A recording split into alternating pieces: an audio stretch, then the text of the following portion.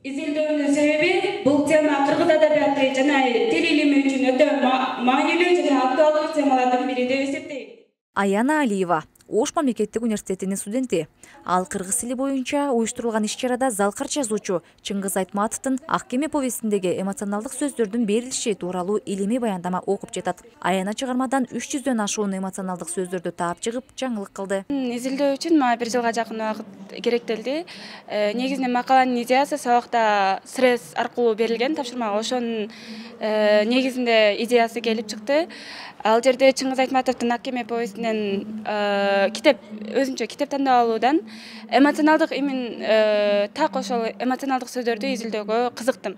Себеби дегенде эмоционалдык биз ар күнүмдүк жашоодо колдончу эмоция, бул бир кандайдыр бир реакция десек болот. Ошон себептен изилдеп чыгууга кызыктым. Негизи иш-чара кыргыз тили, билим, маданият жана илимдин тили деп аталат. Аны Ош муунун индустриалдык педагогика колледжи уюштурган. Бүгүнкү кыргыз тили, билим, маданият жана илимдин тили аттуу студенттердин илимий семинарына кош келиңиздер.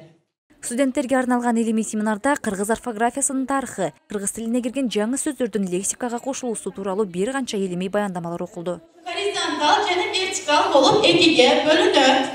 Илимий семинар кыргыз тилинин 35 жылдыгына карата уюштурулуп, студенттердин илимге, билимге жакындатуу менен тажрыйба топтоо болгон. Мамлекеттик тилдин 35 жылдыгына карата Ош муунда 3 айлык жарыяланган. Ошол 3 айлыктын алкагында мамлекеттик тил эне тилибиз, илимдин, маданияттын, техниканын, саясаттын тили деген жалпы темада студенттердин илимий макалалары, мына баяндамалары бизди кубандырганы ушул колледждин 9 классты бүтүп келген студенттери, мына быйыл 10 класс болот да мектептин базасында.